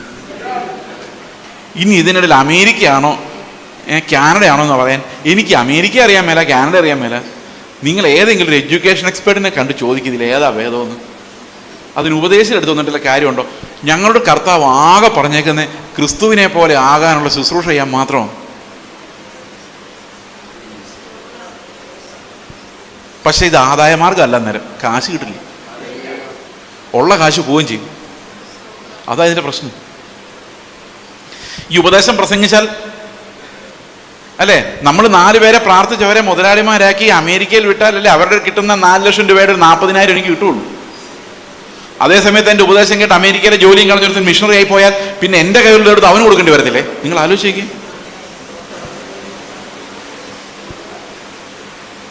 അപ്പൊ കർത്താവിൻ്റെ വചനം പഠിപ്പിക്കണമെങ്കിൽ നമ്മൾ കർത്താവിൻ്റെ ഹൃദയമുള്ളവരല്ലെങ്കിൽ പഠിപ്പിക്കാൻ പറ്റില്ല. പണം സമ്പാദിക്കുന്നതും ആളുകൾ അംഗീകരിക്കുന്നതും വിദേശയാത്ര നടത്തുന്നതുമാണ് സക്സസ് എന്ന് വിചാരിച്ചാൽ നമുക്ക് ആരെങ്കിലും ക്രിസ്തുവിനെ പോലാക്കാൻ പറ്റുമോ? അതുകൊണ്ട് ഈ സഭകൾ ഇന്ന് പരാജയപ്പെട്ടു പോയിക്കൊണ്ടിരിക്കുന്നതിൻ്റെ കാരണം ക്രിസ്തു അവിടെ എങ്ങും വെളിപ്പെടുന്നില്ല. നിങ്ങളൊരു കാര്യം ആലോചിക്കുക, ഒരു സൺഡേ ചെന്ന് കഴിഞ്ഞാൽ 2 പാട്ട്, അവിടെ ഞാൻ തുടങ്ങിയത് 2 പാട്ട്, പിന്നെ പ്രാർത്ഥന, പിന്നെ സങ്കീർത്തന വായന ദാവീദിനെ കുറിച്ചായിരിക്കും. ദാവീദ് മട്ടുപ്പാവിൽ കൂടെ നടന്നതും തലയും കുത്തി വീണതും പിന്നെ നാദാൻ വന്ന് നേരെയാക്കിയതും പിന്നെ അതിൻ്റെ ലവം കാണിച്ചതെല്ലാം പിന്നെ മാനസാന്തരപ്പെട്ടതൊക്കെ. അത് കഴിയുമ്പം പ്രാർത്ഥന, സാക്ഷ്യം കഴിഞ്ഞ് ഒരു സ്പെഷ്യലിസ്റ്റ് പ്രസംഗകനുണ്ടായിരിക്കും. പുള്ളി മോശയുടെ എക്സ്പെർട്ടായിരിക്കും. പുള്ളിയുടെ ഏറ്റവും നല്ല പ്രസംഗം മോശയുടെ പ്രസംഗമായിരിക്കും. മീറ്റിംഗ് എല്ലാം കഴിഞ്ഞ് നമ്മൾ തിരിച്ചു പോകട്ടോ, വഴി സംസാരിക്കുമോ, എന്ത് നല്ല ആരാധനയായിരുന്നു, അതെ ഞാൻ ഇരുന്ന സ്ഥലം ഏതാന്ന് പോലും മറന്നുപോയി, എന്താ പ്രസംഗമായിരുന്നു, ഞാൻ ഇങ്ങനൊന്നും ആലോചിച്ചിട്ടില്ല, മോശ അങ്ങനെ ആയിരുന്നല്ലേ, അതെ. അപ്പോൾ വേറൊരാൾ യേശുക്രിസ്തുവിനെ കുറിച്ചൊന്നും പറയാറില്ല ഇവിടെ. അന്നേരല്ലേക്കുന്നത് 2-3 വർഷമായിട്ട് പറഞ്ഞിട്ടില്ല ഒന്നും. 2-3 വർഷമായിട്ട് യേശുക്രിസ്തുവിനെ കുറിച്ചൊന്നും പറഞ്ഞിട്ടില്ല. ഈ വർഷിപ്പ് ചെയ്യാൻ നിൽക്കുന്നവന് യേശുക്രിസ്തുവിനെ കുറിച്ചല്ല പറയുന്നത്. കഴിഞ്ഞ ആഴ്ച നടത്തിയ ദൈവത്തെ ഓർത്താൽ എങ്ങനെ തുള്ളാതിരിക്കും സഹോദരങ്ങൾ. ഇത്രത്തോളം നടത്തിയ ദൈവം, കഴിഞ്ഞൊരു വർഷം നടത്തിയ ദൈവം. എന്താ ഈ 2000 വർഷങ്ങൾക്ക് മുമ്പ് നമുക്ക് വേണ്ടി ക്രൂശിൽ മരിച്ച കർത്താവ് എന്ന് പറയാൻ പറ്റാത്ത? എന്താ പറ്റത്? എന്തുകൊണ്ടാണ് എനിക്ക് വേണ്ടി സ്വന്തം ജീവൻ കളഞ്ഞ് എനിക്ക് വേണ്ടി ഒരു യാഗം കഴിച്ച് എന്നെ സ്വർഗത്തിലെത്തിക്കാൻ വേണ്ടി തന്നെത്താൻ ഏൽപ്പിച്ചു കൊടുത്ത കർത്താവേ, നീ അവിടെ മരിച്ചില്ലായിരുന്നെങ്കിൽ ഞാൻ നശിച്ചു പോകുമായിരുന്നു. എന്നെ ദൈവമകനാക്കാൻ വേണ്ടി സകലത് ഉപേക്ഷിച്ച് ക്രൂശിലെ മരണത്തോളം അനുസരണമുള്ളവനായി തീർന്നു. എനിക്ക് വേണ്ടി കഷ്ടം അനുഭവിച്ച കർത്താവേ സ്തോത്രം എന്ന് പറയാൻ പറ്റാതെ ഇങ്ങോട്ട് വന്നപ്പോൾ വണ്ടി ഇടിക്കാതെ കാത്തേന്. വണ്ടി ഇടിച്ചാൽ നമ്മൾ കർത്താവിൻ്റെ അടുത്ത് പോയിരുന്നേന്. ഇത്രയല്ലേ ഉള്ളൂ. നിങ്ങൾ കേട്ടിട്ടില്ലേ ചില സഹോദരങ്ങൾ സാക്ഷ്യം പറയുന്നത്, കഴിഞ്ഞ ഒരാഴ്ച വട്ടക്കാലം അനേകം ആൾക്കാർ നിദ്ര പ്രാപിച്ചു അല്ലേ? ചില ആൾക്കാർ ഞെരങ്ങി മൂളിയും ഹോസ്പിറ്റലിൽ കിടക്കുമ്പോൾ ജീവനുള്ളവരുടെ ദേശമായ റാന്നിയിൽ ഞങ്ങൾ ശേഷിപ്പിച്ചതിനായിട്ട് സ്വതന്ത്രം. എന്താ പുള്ളി പറഞ്ഞെന്നറിയോ? കഴിഞ്ഞ ആഴ്ച വട്ടക്കാലം അനേകം വിശുദ്ധന്മാരെ കർത്താവെ നീ നിൻ്റെ അടുത്തോട്ട് കൊണ്ടുപോയപ്പോൾ ഞങ്ങളെ അങ്ങോട്ട് കൊണ്ടുപോകാതെ ഇവിടെ തന്നെ ഇട്ടതിന് എത്ര നന്ദി പറഞ്ഞാലും, ആ വൈബ്രേഷനാണ് വൈബ്രേഷൻ, എത്ര നന്ദി പറഞ്ഞാലും മതിയാവില്ലെന്ന് പറഞ്ഞു. അപ്പം കർത്താവ് വിചാരിക്കും ഇവനെയൊക്കെ ഇങ്ങോട്ട് വിളിച്ചാലും വരില്ല. ഒന്ന് ആലോചിച്ച് നോക്കി.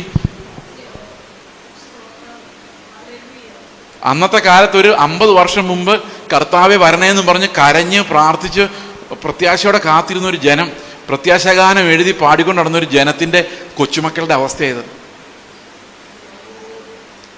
ഞാൻ രക്ഷിക്കപ്പെടുന്ന സമയത്ത് എവിടെ നോക്കിയാലും പ്രത്യാശയുടെ പാട്ടായിരുന്നു. അന്ന് സിനിമാ കോട്ടയിൽ നിന്ന് വെളിയിലോട്ട് പാട്ട് വയ്ക്കായിരുന്നു. ഇന്നൊക്കെ വെളിയിലോട്ട് പാട്ട് വെച്ചാൽ പോലീസ് പിടിച്ചോണ്ട് പോകും, സൗണ്ട് പൊല്യൂഷൻ. ഞാൻ സിനിമാ കോട്ടയുടെ മൈക്കിൽ നിന്ന് സ്പീക്കറിൽ നിന്ന് കേട്ടിട്ടുണ്ട് രാജാതിരാജൻ മഹിമയോടെ എന്നുള്ള പാട്ട്. അത്ര പോപ്പുലർ ആയിരുന്നു ആ പാട്ട്. സ്വർഗനാട്ടിലൻ പ്രിയൻ തീർത്തിടും സ്വന്തം വീട്ടിൽ ചേർന്നിടുവാൻ. ഇത് ചർച്ചിൽ പാടുന്ന പാട്ടല്ല, വഴിയിലൂടെ പാടുന്ന പാട്ടുകളായിരുന്നു. രാജാതിരാജൻ മഹിമയോടെ വാനമേഘത്തിൽ എഴുന്നള്ളാറായി അല്ലേ? പിന്നെ അക്കരയ്ക്ക് യാത്ര, നമ്മുടെ ആ കാലഘട്ടത്തിലുണ്ടായ പിള്ളേർ മുഴുവൻ കുഞ്ഞു പിള്ളേർ, അക്കരയ്ക്ക് യാത്ര ചെയ്യും സിയോൻ സഞ്ചാരി, ഓർമ്മയുണ്ടോ? എല്ലാ പിള്ളേരുടെ മയിലാ പാട്ടായിരുന്നു. അക്കരയ്ക്ക് യാത്ര ചെയ്യുന്ന സിയോൻ യാത്രയതിൽ മൽപ്രിയനെ എന്നേശു നായകനെ എപ്പോൾ വരും, എല്ലാ പാട്ടും എപ്പോൾ വരും. കൺവെൻഷൻ നടത്തിയാൽ പ്രത്യാശ ഗാനങ്ങളുടെ ഒരു ചെറിയ ബുക്കിലിട്ട് അടിക്കും, എല്ലാം പ്രത്യാശ ഗാനങ്ങളായിരിക്കും. ട്രാക്ട് അടിച്ചാൽ ഇന്ന് നീ മരിച്ചാൽ നിന്റെ നിത്യത എവിടെ, ഇതായിരുന്നു ഫുൾ. ജസ്റ്റ് 30 വർഷം മുമ്പ്. ഇന്ന് എഴുതുന്ന പാട്ട് എന്താണെന്നറിയോ? എൻ്റെ പുരയ്ക്കകത്തേക്ക് നീ വരാതെ ദൂരെ നിന്ന് എന്നെ അനുഗ്രഹിച്ചാൽ എനിക്ക് അത്രയും സന്തോഷം. കാരണം പുര ആകെ വൃത്തികേടാണ്, ഞാൻ നന്നാകാൻ ഉദ്ദേശിക്കുന്നുമില്ല. അതുകൊണ്ട് എനിക്ക് നിന്നെ വേണ്ട, നിൻ്റെ ഒരു വാക്ക് മതി. അത് പറഞ്ഞ് എന്താ ആരാധനയെന്നറിയോ? കർത്താവിനെ വേണ്ട, ഇങ്ങോട്ട് വന്നേക്കല്ലെന്നാ. വാക്ക് മതി, ഒരു വാക്ക് മതി, എനിക്ക് കാര്യം നടന്നാൽ മതി, നിന്നെ എനിക്ക് വേണ്ടേ വേണ്ട. അത് പാടി ഇവിടെ മറിയുവാണ് ആൾക്കാർ. എന്നാ ഇതാ പാടുന്നതെന്ന് ആർക്കും അറിയത്തില്ല. നല്ലത് പാടുമ്പോഴും അറിയില്ല, ചീത്ത പാടുമ്പോഴും അറിയില്ല. നമുക്ക് റിതം കറക്റ്റായിട്ട് കിട്ടിയാൽ നമ്മൾ കോണി കയറി അങ്ങ് പോകും. പിന്നെ എത്ര മണി അടിച്ചാലും നമ്മൾ ഇറങ്ങി വരുന്നതെന്ന് നിങ്ങൾക്ക് ശരിക്കും ദേഷ്യം വരുന്നുണ്ടെന്ന് എനിക്കറിയാം. ഇത്തിരി വന്നാലും കുഴപ്പമില്ല, ഇത് പറയാതെ പോകാൻ ബുദ്ധിമുട്ടാണ്. കാരണം ഇവിടെ ഇരിക്കുന്ന ഒത്തിരി ശുശ്രൂഷകരുടെ മുമ്പിൽ വിശ്വാസികളൊന്നും ഇരിപ്പുണ്ട്. ഓരോ പ്രാവശ്യം ശുശ്രൂഷ കഴിയുമ്പോൾ അവർ ആലോചിക്കണം കർത്താവിനോടടുത്തോ അമേരിക്കയോടടുത്തോ ഇവർ. ഒരു പ്രസംഗം കഴിയുമ്പോൾ ഈ ലോകം വളരെ മനോഹരമാണെന്നും ഈ ലോകത്ത് ഇനിയും എന്തൊക്കെയോ സാധിക്കാനുണ്ടെന്നും നിങ്ങൾ ജയിച്ചു വരണമെന്നും കാശുണ്ടാക്കണമെന്നുമുള്ള ആഹ്വാനമാണോ സ്റ്റെപ്പ് ഇറങ്ങി വരുമ്പോൾ നമുക്ക് തോന്നുന്നത്? അതോ ഈ ലോകം തീരാറായെന്നും ഇവിടം വിട്ട് പറന്നു പോകാറായെന്നും കർത്താവ് വരാറായെന്നും ഇവിടെ നിക്ഷേപങ്ങളെ സ്വരൂപിക്കരുതെന്നും നമുക്ക് ജീവനുള്ളൊരു പ്രത്യാശ വേണമെന്നും ആണോ ഇന്ന് സഭകളിൽ നിന്ന് ഇറങ്ങുമ്പോൾ തോന്നുന്നത്? എന്താ തോന്നുന്നത്? എന്താ നിങ്ങൾക്ക് ഫീൽ ചെയ്യുന്നത്?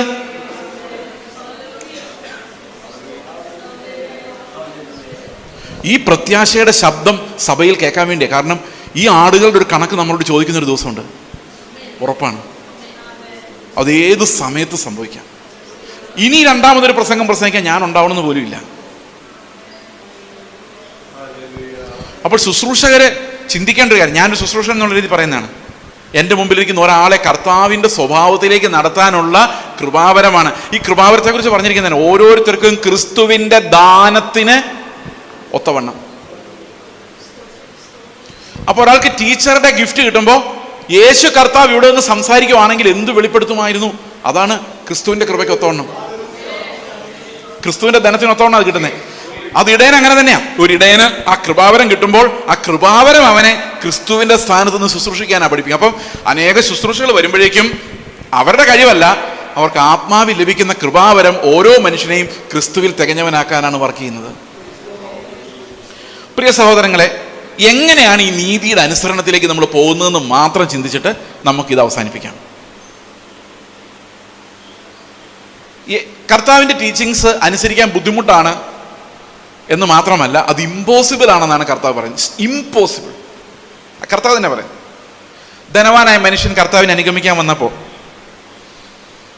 കർത്താവിനോട് പറഞ്ഞ എന്താണ്? നിനക്കൊരു കുറവുണ്ട്, എന്ത് ചെയ്യണം? നീ നിനക്കുള്ളതൊക്കെയും വിറ്റ് ദരിദ്രർക്ക് കൊടുത്തിട്ട് എന്നെ അനുഗമിക്കും. എനിക്ക് തോന്നുന്നു കർത്താവ് വന്ന് പറയാം, നീ നിനക്കുള്ള കാശല്ല ഇങ്ങ് കൊണ്ടുവന്നേരെ, ഞങ്ങൾക്ക് തന്നേക്കാൻ പറഞ്ഞ് ചിലപ്പോൾ ചെയ്തേനെ. കാരണം നമ്മൾ ഈ കാശ് കൊണ്ട് ചർച്ചിന് കൊടുക്കുമ്പോൾ ഒരു ഗമയെങ്കിലും കിട്ടും, അല്ലേ? എന്നാൽ ഈ പാവപ്പെട്ട വഴിയിരിക്കുന്നവർക്ക് കൊടുത്ത ഒരു ഗമ പോലും കിട്ടാനില്ല. അങ്ങനെ നീ നിനക്കുള്ളതെല്ലാം കൊടുത്തിട്ട് നീ ഇങ്ങ് വാ. അവന് ഭയങ്കര സമ്പത്തുള്ളവനായിരുന്നുകൊണ്ട് അവൻ ദുഃഖിച്ച് കടന്നുപോയി. ഞാൻ ഈ ചർച്ചിലൂടെ നേരത്തെ വന്നപ്പോൾ പറഞ്ഞ കാര്യമാണ്.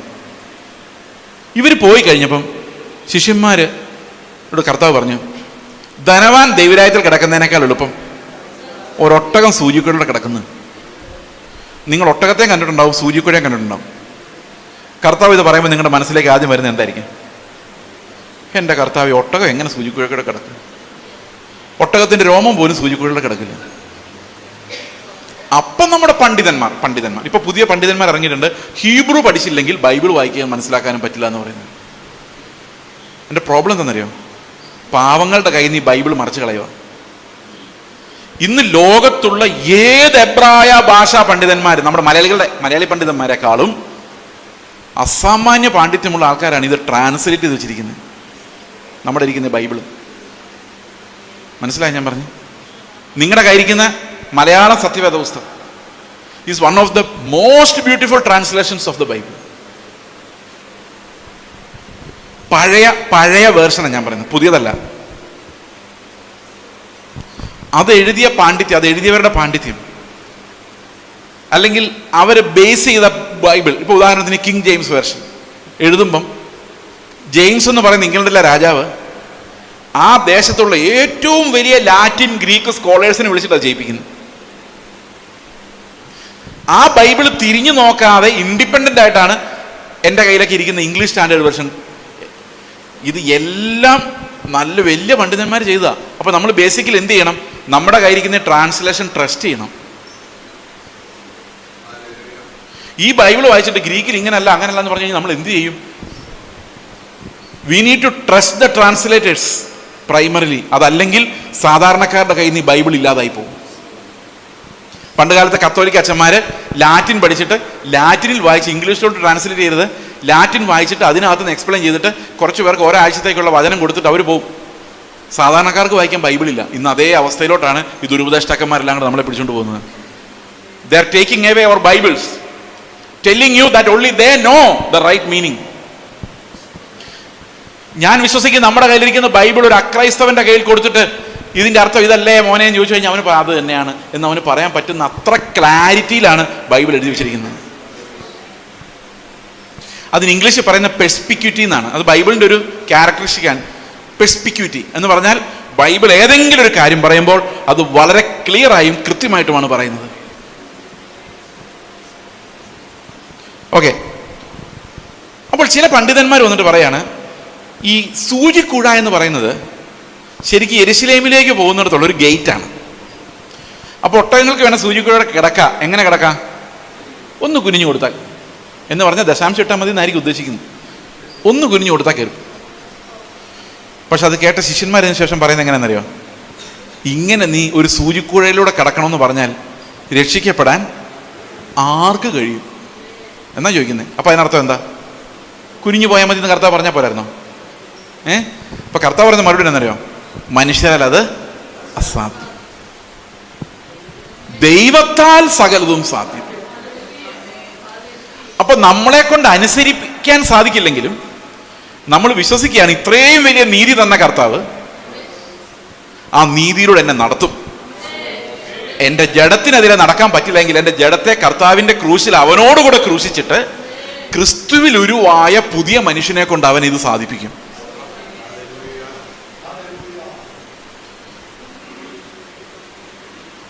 അപ്പോൾ ഞാൻ അനുസരിക്കണമെങ്കിൽ എൻ്റെ പഴയ ജഡത്തിലല്ല അതനുസരിക്കുന്നത്. ക്രിസ്തുവിൽ ഉരുവായ പുതിയ മനുഷ്യൻ വിശ്വാസത്താൽ ചെയ്യുന്ന നീതിയാണ് ഈ കർത്താവ് വെളിപ്പെടുത്തിയ നീതി. ഈ നീതി എങ്ങനെയാണ് നമ്മൾ അനുസരിക്കുന്നതാണ് റോമാലേഖനം മുതൽ യൂദായുടെ ലേഖനം വരെ പറയുന്നത്. അതിനെയാണ് നമ്മൾ അപ്പോസ്റ്റലിക് ഡോക്ട്രിൻ എന്ന് പറയുന്നത്. റോമാലേഖനം 6-ാം അധ്യായത്തിന്റെ 17-18 വാക്യങ്ങൾ. 6-17-18 വായിക്കാം. നിങ്ങൾ ഒരിക്കൽ പാപത്തിന്റെ ദാസന്മാർ ആയിരുന്നുവെങ്കിലും നിങ്ങളെ പഠിപ്പിച്ച ഉപദേശ രൂപത്തെ ഹൃദയപൂർവ്വം അനുസരിച്ച് പാപത്തിൽ നിന്ന് സ്വാതന്ത്ര്യം ലഭിച്ച് നീതിക്ക് ദാസന്മാരായി തീർന്നു. എങ്ങനെയായത്? അപ്പോസ്തലിക ഉപദേശം, ഞങ്ങൾ നിങ്ങളെ പഠിപ്പിച്ച ഫോം ഓഫ് ഡോക്ട്രിൻ, ഉപദേശ രൂപം അനുസരിച്ചിട്ടാണ്. ഇതെങ്ങനെയാണ് സാധിക്കുന്നത്? ഈ അനുസരണം നമ്മളിൽ എങ്ങനെയാണ് കർത്താവ് വരുത്തുന്നത് നമുക്ക് നോക്കാം. വളരെ ലളിതമായിട്ട് 5 മിനിറ്റ് കൊണ്ട് പറഞ്ഞു തീർക്കാൻ ഞാൻ ആഗ്രഹിക്കുന്നു. നമ്മൾ പാപം ചെയ്യുന്നത് എന്തുകൊണ്ടാണ്? നിങ്ങളുടെ കൊച്ചു കുഞ്ഞിനെ നോക്കിയാൽ ആ കൊച്ചു കുഞ്ഞ് ചെയ്യുന്ന മുഴുവൻ പാപമാണ്. ഇവിടെ കുഞ്ഞു പിള്ളേരൊന്നും ഇല്ല, ഉണ്ടോ? ഇല്ല, കാണുന്നില്ല. സാധാരണ ഏത് ചർച്ച ചെന്നാലും 2-3 പിള്ളേർ ഇങ്ങനെ ഫ്രണ്ടിൽ കൂടെ ഓടി നടക്കുന്ന കാണാം. അല്ല, ചിലർ എഴുതുന്ന ഡ്രോയിങ്, പടം വരയ്ക്കുന്ന കാണാം. നിങ്ങൾ ശ്രദ്ധിച്ചിട്ടുണ്ടോ അല്ലേ? അയ്യോ, അവർ ചെയ്യുന്ന മോശമാണ്. അത് നിങ്ങളാരെങ്കിലും ചെയ്താൽ മഹാമോശമാണ്. ആ പിള്ളേർ ചെയ്യുന്നതുകൊണ്ട് മോശമില്ല, ശരിയല്ലേ? പിള്ളേർ ചെയ്യുന്ന മുഴുവൻ പാപമല്ലേ? എല്ലാം പാപമാണ്. ഈ പിള്ളേരെ നിങ്ങളോട് ഭയങ്കര സ്നേഹമായിട്ടാണോ നിങ്ങളുടെ അടുത്ത് വന്നിരിക്കുന്നത്? അല്ല, അവർക്ക് വിശക്കുമ്പോൾ എല്ലാം കിട്ടാൻ വേണ്ടിയാണ്. ആദ്യം ഭയങ്കര സ്വാർത്ഥ. അവരുടെ ഒരു ടോയ് നിങ്ങളെടുത്ത് മാറ്റി നോക്കി, സ്നേഹം എന്തോരുണ്ടെന്ന് അപ്പോൾ വെളിപ്പെട്ട് വരും. അവർക്ക് ഇഷ്ടമില്ലാത്തൊരു കാര്യം ചെയ്ത് നോക്കി, ഒരു അടി വെച്ച് കൊടുത്ത് നോക്കി, കർത്താവിൻ്റെ നാമത്തിൽ ഞാൻ ക്ഷമിക്കുന്നു, ഏതെങ്കിലും കൊച്ചു പറയോ? പറയില്ല. എന്തുകൊണ്ടാണ് പിള്ളേർ അങ്ങനെ? അവർ ജനിച്ചത് തന്നെ പാപത്തിലാണെന്ന് ബൈബിൾ പറയുന്നല്ലേ? പാപത്തിൽ ജനിച്ചു. അപ്പം പാപം ചെയ്ത് ഒരാൾ പാപിയാകുന്നതല്ല, പിന്നെ എന്തുവാ? പാപിയായി ജനിച്ചത് കൊണ്ട് അവൻ പാപത്തിൻ്റെ അടിമയാണ്. പാപം ചെയ്യാതിരിക്കാൻ അവന് നിവൃത്തിയില്ല. അവന് ബഹളം വെച്ചേ പറ്റൂ. അവൻ്റെ സ്വാർത്ഥതയ്ക്ക് വേണ്ടി നോക്കിയേ പറ്റൂ. അവൻ്റെ ജന്മം തന്നെ എങ്ങനെയാണ്? നിങ്ങളൊരു ആമയെ നോക്കി, ആമയെ നിങ്ങൾ ആക്രമിക്കാൻ നിങ്ങൾ അകത്തോട്ട് വലിയും. അതങ്ങനെയാണ്. ഈ കർണത്തും ആ കർണത്തും അടിച്ചോളാൻ ആമ പറയില്ല. പറയോ? നിങ്ങളുടെ നേരെ ഒരുത്തൻ നിങ്ങളെ കൊല്ലാൻ വന്നു കഴിഞ്ഞാൽ ഒന്നും വേണ്ട, നിങ്ങളൊരു ഓഫീസിലെ മാനേജറാന്ന് വിചാരിച്ചോ, വേറൊരുത്തൻ അവിടെ ചോദ്യം ചെയ്തു, നിങ്ങളെക്കാൾ മിടുക്കനാന്ന് നിങ്ങൾക്ക് മനസ്സിലായി. അപ്പം തന്നെ നിങ്ങളെ ബ്രെയിൻ പറയാം, അവനെ സൂക്ഷിച്ചോ, അവൻ നിന്റെ കസേരയും കൊണ്ട് പോകും, ഇല്ലേ? അങ്ങനെ വന്നില്ലെങ്കിൽ നിങ്ങൾ മനുഷ്യനല്ല. അതാണ് മനുഷ്യൻ്റെ ഡിഫൻസ് മെക്കാനിസം എന്ന് പറയുന്നത്. ഇവ ജനിക്കുമ്പോഴേ വരുന്നത് സർവൈവലിനുള്ള കളി. പ്രകൃത്യാ തന്നെ ഉണ്ട് ഒതുക്കേണ്ടവനെ ഒതുക്കാനും ശത്രുവിൽ നിന്ന് രക്ഷപ്പെടാനും, ഇല്ലേ? അയ്യോ, പിള്ളേരുണ്ടായി വരുമ്പോൾ അവർക്ക് ഒരു കാരണത്തിന് മറ്റേ കാരണം കാണിച്ചു കൊടുക്കാനുള്ള മനസ്സോടെ ഏതെങ്കിലും കൊച്ചി ലോകത്തുണ്ടായിട്ടുണ്ടോ? അപ്പൊ നമ്മുടെ സ്വാഭാവികമായ ഇൻസ്റ്റിങ്റ്റിനകത്ത് മുഴുവൻ പാപമോ, അതുകൊണ്ടാണ് നമ്മൾ പാപം ചെയ്യുന്നത്. ചില ആൾക്കാർ വിചാരിക്കുന്നത് ജനിച്ചപ്പോൾ നല്ല കൊച്ചായിരുന്നു, പിന്നെ അങ്ങ് പോയിന്ന്. അങ്ങനെയല്ല, ജനിച്ചപ്പോഴേ മഹാമോശമായിരുന്നു. പിന്നെ നമ്മൾ കുറച്ച് കൺട്രോൾ ചെയ്യാനൊക്കെ നോക്കി, അടിയൊക്കെ പെട്ട് നടന്നില്ല, അവൻ മുഴുത്ത പാപിയായി മാറി. ഇതാ സംഭവിക്കുന്നത് യഥാർത്ഥത്തിൽ, അല്ലേ? ആണോ? അപ്പൊ പാപം ചെയ്ത് ആരും പാപിയാകുന്നില്ലാത്ത പോലെ തന്നെ നീതി ചെയ്ത് ആർക്കും നീതിമാനാകാൻ പറ്റത്തില്ല. റോമൻ കത്തോലിക്ക ഉപദേശം അനുസരിച്ച്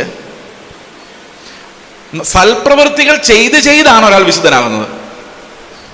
എന്നാൽ വേദപുസ്തകം അനുസരിച്ച് വിശുദ്ധനായാൽ മാത്രമേ സൽപ്രവൃത്തി ചെയ്യാൻ പറ്റുള്ളൂ.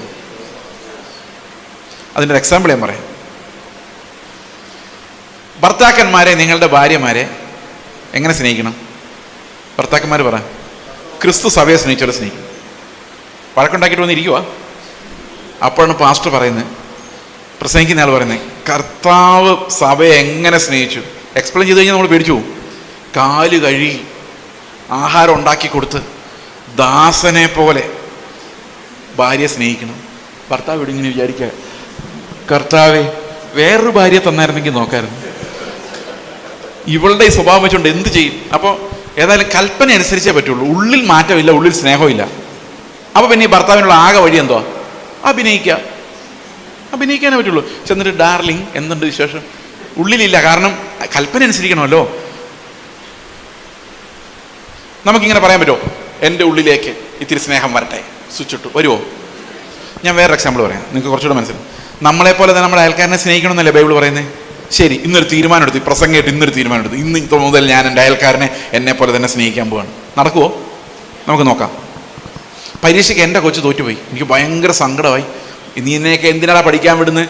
ആ സമയത്ത് വേറെ വല്ലതും ചെയ്തായിരുന്നു, അതിപ്പോൾ നല്ല ബിസിനസ്സായിട്ട് വളർന്നു വന്നേന്, നിന്നെയൊക്കെ പഠിക്കാൻ വിട്ട സമയത്ത് എന്നൊക്കെ പറഞ്ഞ് ഭയങ്കര ബഹളമാണ്. അങ്ങനെ വിഷമിച്ചിരിക്കുമ്പോഴാണ് മനസ്സിലാകുന്നത് അയൽവക്കത്തെ കൊച്ചും തോറ്റു. അപ്പൊ നിങ്ങളുടെ വിഷമം കൂടുവോ അതോ ഒരാശ്വാസം കിട്ടുമോ? പറഞ്ഞു എന്ത് സംഭവിക്കും? അതെന്താ അങ്ങനെ? നിങ്ങൾ ശരിക്കും കൽപ്പന അനുസരിക്കാൻ തീരുമാനം എടുത്തവരല്ലേ? അപ്പൊ നിങ്ങളുടെ തോക്കുമ്പോൾ ഉണ്ടാകുന്ന അതേ വിഷമം അവൻ തോക്കുമ്പോൾ ഉണ്ടാവണ്ടേ? പക്ഷെ എന്താ തോന്നുന്നു വെച്ചാൽ എൻ്റെ കൊച്ചിനൊരു കൂട്ടമായല്ലോ എന്ന് എനിക്ക് തോന്നുന്നത്. അതിന് കാരണം എന്താ?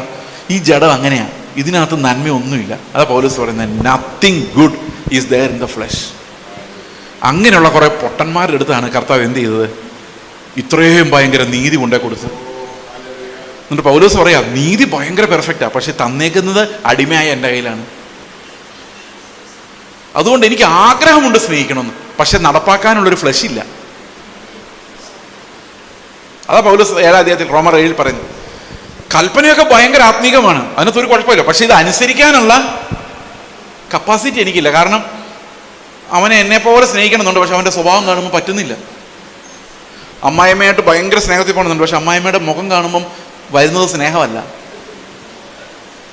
ആഗ്രഹമുണ്ട്, പക്ഷെ അവസാനം അഭിനയിക്കുന്നവരായിട്ട് നമ്മളങ്ങ് മാറുക. അപ്പോൾ ഒരു കാര്യം ഉറപ്പാണ്, നമ്മൾ സൽപ്രവൃത്തി ചെയ്യണമെങ്കിൽ ഒന്നുകിൽ അഭിനയിക്കണം, അല്ലെ നമ്മുടെ ഹൃദയം മാറണം. അല്ലേ? ആത്മാവ് നമുക്ക് ക്രിസ്തുവിൻ്റെ സ്വഭാവം തരാതെ നമുക്ക് അനുസരിക്കാൻ പറ്റത്തില്ല.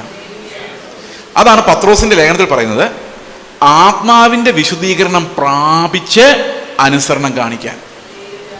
അപ്പൊ അനുസരണം അഭിനയിച്ച് കാണിച്ചാൽ പോരാ, നമ്മുടെ സ്വഭാവം മാറുമ്പം ക്രിസ്തുവിൻ്റെ അനുരൂപരായിട്ട് നമ്മൾ മാറുന്നതനുസരിച്ചാണ് നമ്മളിൽ അനുസരണം വരുന്നത്. അപ്പൊ നമ്മൾ അനുസരിക്കുക എന്ന് പറഞ്ഞു കൊടുക്കുമ്പോൾ ധർമ്മോപദേശം നമുക്ക് പറ്റത്തില്ല.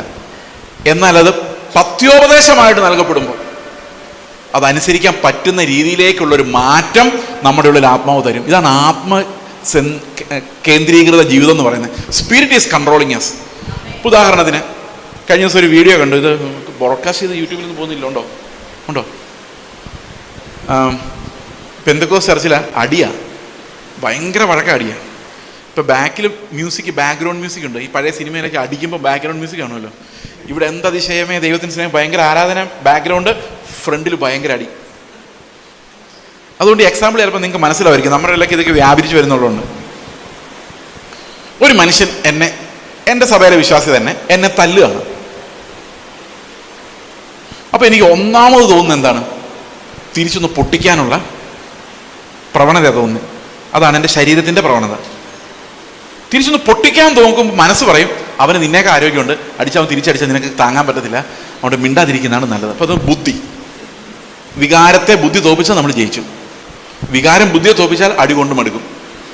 മനസ്സിലായി? അപ്പോൾ ഒരു ബാലൻസ് ഉണ്ട് അതിന്. നമുക്ക് പലതൊക്കെ ചെയ്യണമെന്നുണ്ടെങ്കിലും നമ്മൾ ചെയ്യണോ വേണ്ടോ തീരുമാനിക്കാൻ ഒരു ബുദ്ധിയുടെ ഒരു ഹെൽപ്പുണ്ട്. ശരിയല്ലേ? അല്ലേ? അപ്പം ഞാൻ വിചാരിക്കണം അവനെ അടിച്ച് ജയിക്കാൻ പറ്റില്ല, അപവാദം പറഞ്ഞ് പ്രചരിപ്പിക്കാം. അന്നേരം പറഞ്ഞു അവൻ ഭയങ്കര ഡീസൻ്റ് ആയിട്ട് നീ എത്ര അപവാദം പറഞ്ഞാലും ആൾക്കാർ വിശ്വസിക്കില്ല. അപ്പോൾ പിന്നെ ആകെ ഒരു വഴി മാത്രമേ ഉള്ളൂ. ഈ തല്ലിയത് കുറച്ച് പേര് കണ്ടിട്ടുണ്ട്. ഞാൻ തല്ല് കൊണ്ടയാളാണ്, അയാളാണ് തല്ലിയത്, അയാൾ എൻ്റെ കയ്യിലിരിപ്പോണ്ടാണ് കൊണ്ടത്. ഓക്കെ, അപ്പം ഞാൻ അതിനൊരു നീതിയാക്കി എടുക്കും. തല്ല് കൊണ്ടിട്ട് തിരിച്ചടിക്കുക, ഞാനാണോ തല്ലി അയാളാണോ ഇപ്പം നീതിമാൻ? ആരാ നീതിമാൻ? തല്ലി കൊണ്ടിട്ട് തിരിച്ചടിക്കാത്ത ആളല്ലേ. പക്ഷെ എൻ്റെ ഉള്ളിൽ അയാളെ അടിച്ചു കൊല്ലാനുള്ള വൈരാഗ്യമുണ്ട്, നിവൃത്തികേടുകൊണ്ടാണ് ഞാൻ തല്ലാത്തത്. തന്നെയല്ല, ഇപ്പം ആൾക്കാരെല്ലാം എന്നെ പൊക്കി പറയുന്ന വിക്ടിമായിട്ട് ഇരയായിട്ട് കാണുന്നതുകൊണ്ട് എനിക്ക് അതിൻ്റെ ഒരു സന്തോഷം കൂടെ ഉണ്ട്. ഇപ്പം ഞാൻ പെട്ടെന്ന് ആത്മീകനായി, അതിൻ്റെ സന്തോഷമുണ്ട്. ഇതിലാരെയാ ദൈവം ഇഷ്ടപ്പെടുന്നേ? രണ്ടും കണക്കാ അല്ലേ? ഇനി നോക്കിയേ, എൻ്റെ ഉള്ളിൽ ആത്മാവുണ്ടെന്ന് വിചാരിച്ചോ. ആത്മാവ് എന്നെ എങ്ങനെ മാറ്റുന്നറിയോ? ആത്മാവ് പറയും നിന്റെ കുഴപ്പമാണ്, നീയാണ് പാപി, നീ അനുദപിച്ചാലേ ശരിയാവുള്ളൂ എന്ന് ആത്മാവ് എന്നോട് പറഞ്ഞു കഴിയുമ്പം എനിക്ക് മനസ്സിലാവും എൻ്റെ പ്രശ്നമാണ്, അയാൾ പാവമാണ്, എൻ്റെ വായിലിരിക്കുന്ന വർത്തമാനത്തിൻ്റെ കുഴപ്പമാണ്. അപ്പം ഞാൻ ചെന്ന സഹോദരനോട് പറയും അഭിനയിക്കാല്ലേ കർത്തൃനാശിക്ക് മുമ്പ്? അത് വിശുദ്ധീകരണമല്ല. വിശുദ്ധീകരണം എന്ന് പറഞ്ഞാൽ ആത്മാവ് നമ്മളിൽ സാധിപ്പിക്കുന്നതാണ്. ആത്മാവിൻ്റെ മന്ദസ്വരം, അതാണ് നമ്മളെ ക്രിസ്തുവിനെ പോലെ രൂപാന്തരപ്പെടുത്തുന്നതും അനുസരണത്തിലേക്ക് നമ്മളെ നയിക്കുന്നതും. ഇതിന് തക്കതായ പത്യോപദേശം ഒരു സഭയിൽ നൽകപ്പെടുന്നില്ലെങ്കിൽ അതൊരു പ്രാർത്ഥനാ ഗ്രൂപ്പ് മാത്രമായിട്ട് മാറും. It's not a church, it's a prayer group.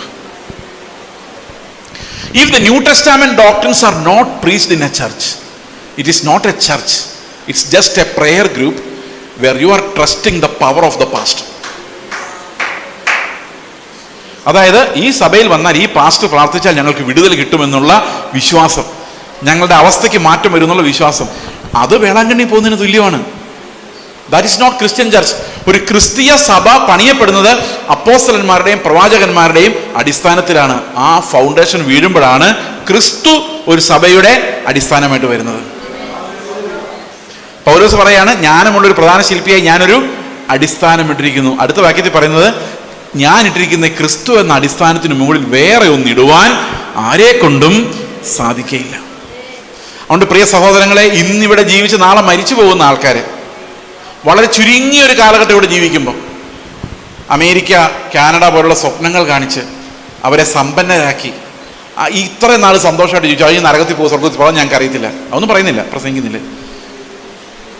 അതിനല്ല സഭ. സഭ എന്തിനു വേണ്ടിയാണ്? ഓരോ മനുഷ്യരെയും ക്രിസ്തുവിൽ തികഞ്ഞവരായി നിർത്തുന്നതിനും അവർക്ക് ദൈവം കൊടുത്തിരിക്കുന്ന കൃപാവരങ്ങളെ ശുശ്രൂഷയിൽ ഉപയോഗിക്കപ്പെടേണ്ടതിനും പുതിയ നിയമത്തിന്റെ അടിസ്ഥാന ഉപദേശങ്ങൾ പഠിച്ച് പാപത്തെ ജയിച്ച് നീതിയുടെ ദാസന്മാരായി ദൈവത്തിന് പ്രസാദമുള്ള അനുസരണം ആത്മാവിനാൽ വിശുദ്ധീകരിക്കപ്പെട്ടൊരു മനുഷ്യനിൽ നിന്ന് പുറപ്പെടുവിക്കേണ്ടതിനാണ് നമുക്ക് ശുശ്രൂഷകളെ ദൈവം തന്നിരിക്കുന്നത്.